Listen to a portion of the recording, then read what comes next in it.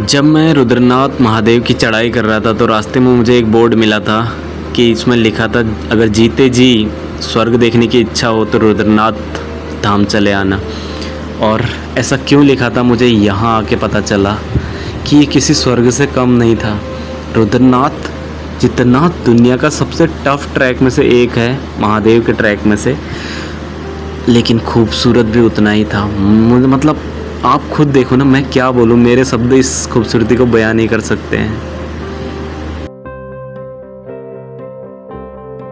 तो नमस्कार दोस्तों, स्वागत है पहाड़ी बंदा रवि के ब्लॉग में। जैसे कि अब तक आपने हमारा पिछला ब्लॉग देखा है, रुद्रनाथ यात्रा चल रही है और 2 दिन होने वाले हैं और अभी तक हम रुद्रनाथ नहीं पहुँचे हैं। अब तक का पूरा सार इस तरह है कि एक दिन हमने कैंप लगाया नाइट दुमुक से पहले, फिर दुमुक विलेज को क्रॉस करते हुए बहुत घनघोर चढ़ाई, रास्ते, जंगल, पुल, नदी और एक ख़तरनाक चढ़ाई पार करते हुए फाइनली हम पहुँचे हैं इस वाली नदी पे। ये आखिरी नदी है। इसके बाद एकदम से रात हो जाती है और हम कैंप लगाए और कैंप में हमारी थोड़ी बहुत कहासुनी भी हो गई थी।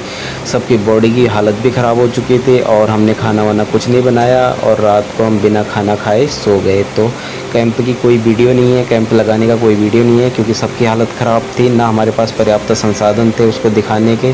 टीम तितर बितर थी, एक दूसरे से गुस्सा थे, फ्रस्ट्रेट थे, भूखे थे, प्यासे थे और बेचैन थके भरे थे, क्योंकि आज 15-20 किलोमीटर का ट्रैक मार दिया था और इस ट्रैक ने लगभग सबको तोड़ दिया था।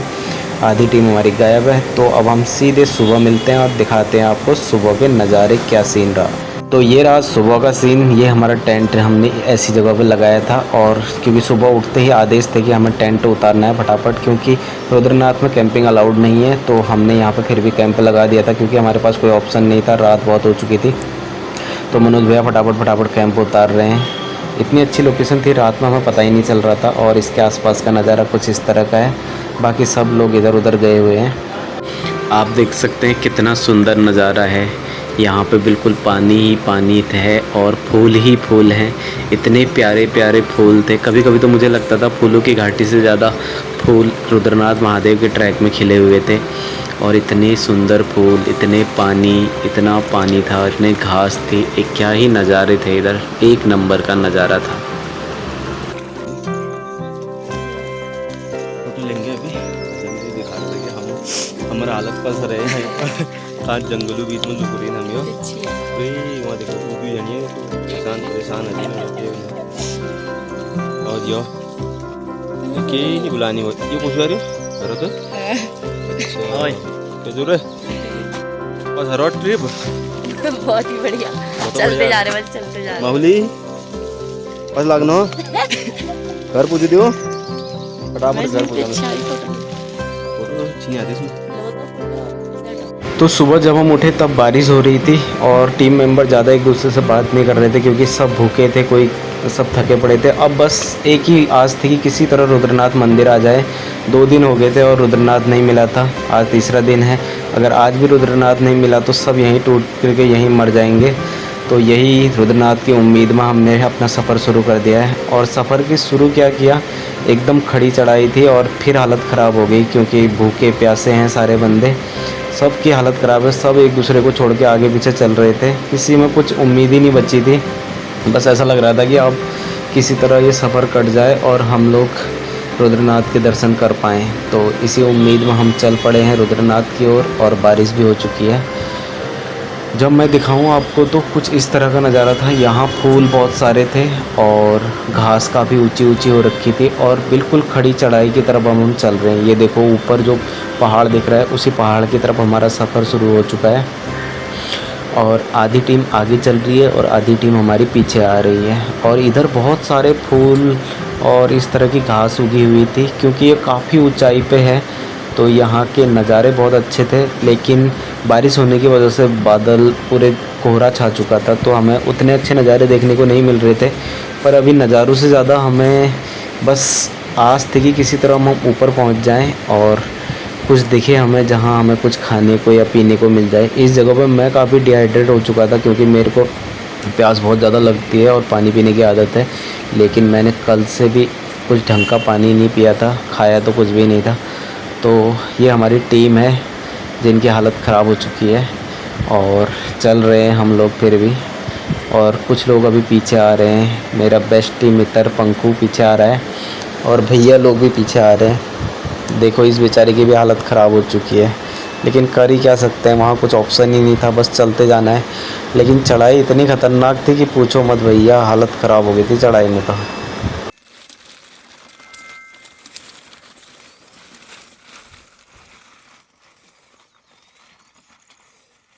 तो यहाँ पे क्या हुआ कि यहाँ पे हमें कुछ कौवे दिखे, तो भैया ने बोला कि ये पितृधार है और पंकु अपने पितरों को याद कर रहा है। यहाँ पे बोला जाता है कि पितरों की आत्मा स्वर्ग या नर्क जाने से पहले एक बार इधर आती है, और यहाँ पे आप जो भी उनको चढ़ाओगे याद करके तो वो आपके पितरों तक पहुँच जाएगा, ऐसा मान्यता है।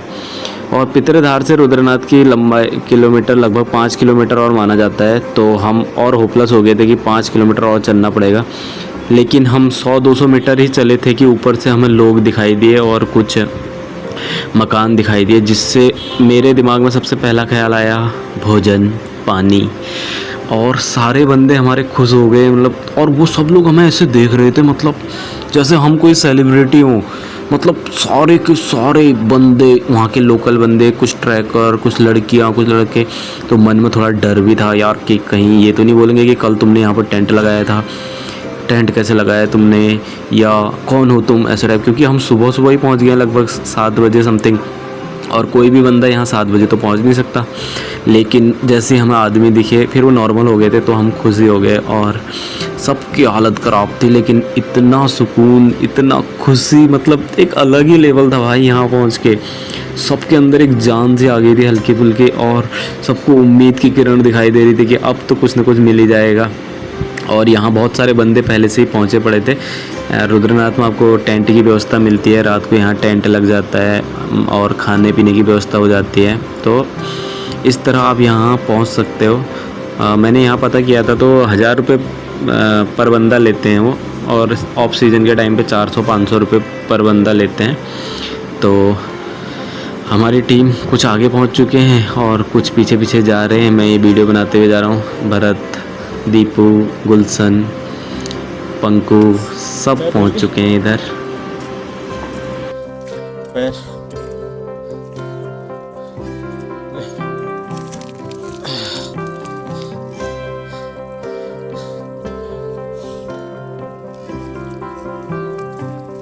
मौत का ट्रैक है।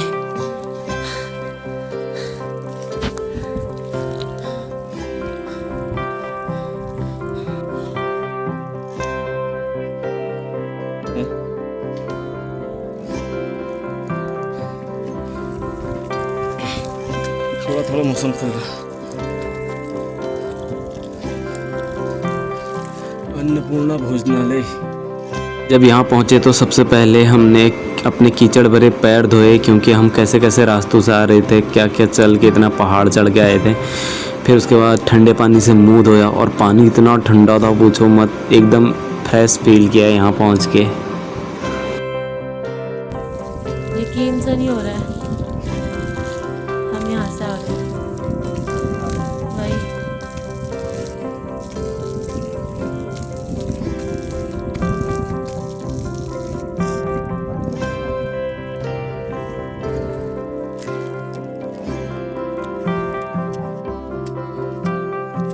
तो आगे थोड़ा भोजनालय दिख रहा है, मुझे मत दिखा। इसको देख के तो ऐसा लग रहा है दिल गार्डन गार्डन हो गया।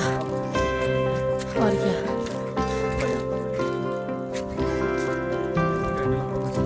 हाँ और क्या, इतना तो आ ही गए थे। जब हम रुद्रनाथ पहुँचे तो वहाँ का नज़ारा कुछ इस तरह का था।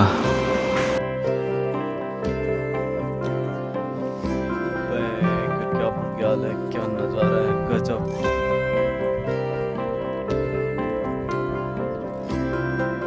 गजब।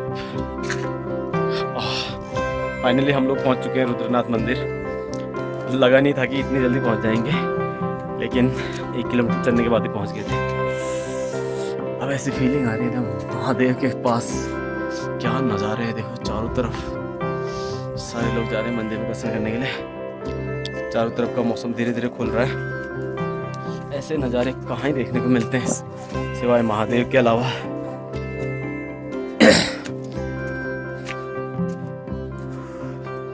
देखो मंदिर के अंदर तो फोटोग्राफी वीडियोग्राफी अलाउड नहीं होगी, लेकिन मंदिर के बाहर का परिवेश हम दिखा सकते हैं थोड़ा बहुत। ये देखो इस तरफ बने हुए हैं इधर।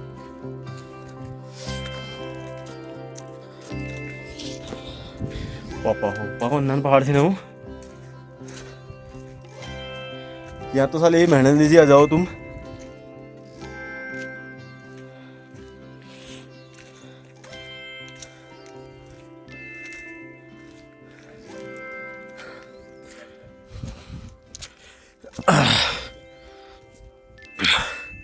पंकुआ तुंगनाथ ना सही, रुद्रनाथ एक साथ आ गए हैं। हाँ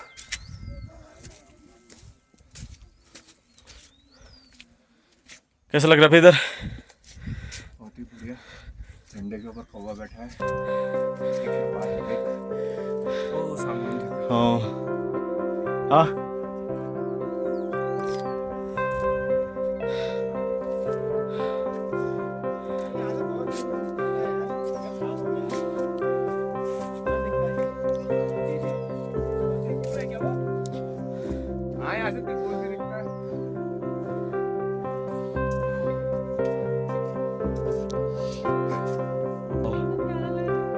वाह,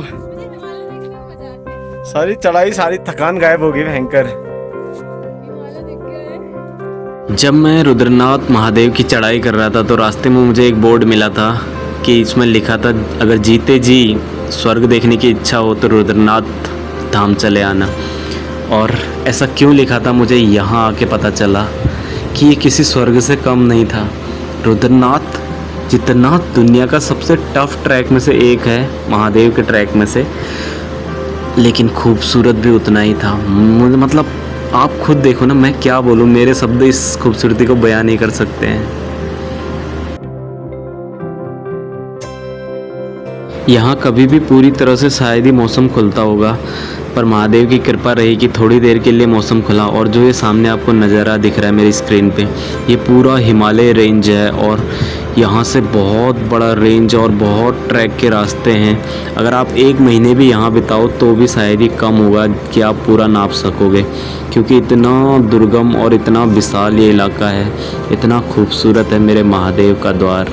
अब हम चलते हैं महादेव के दरबार की तरफ।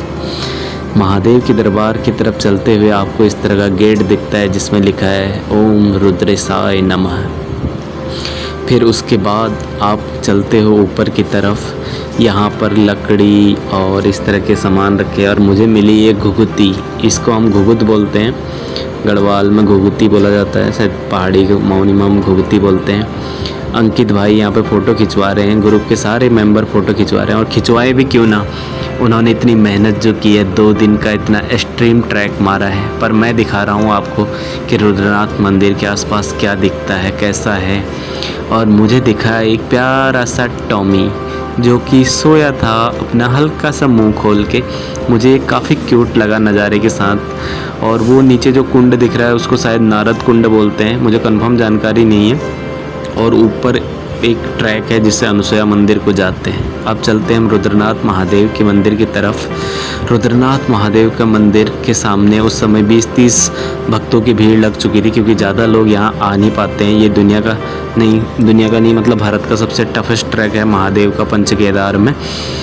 ओम रुद्रेशाय नमः। ये जो ऊपर बगल पे आपको दिख रहा है ये वन देवी का मंदिर है।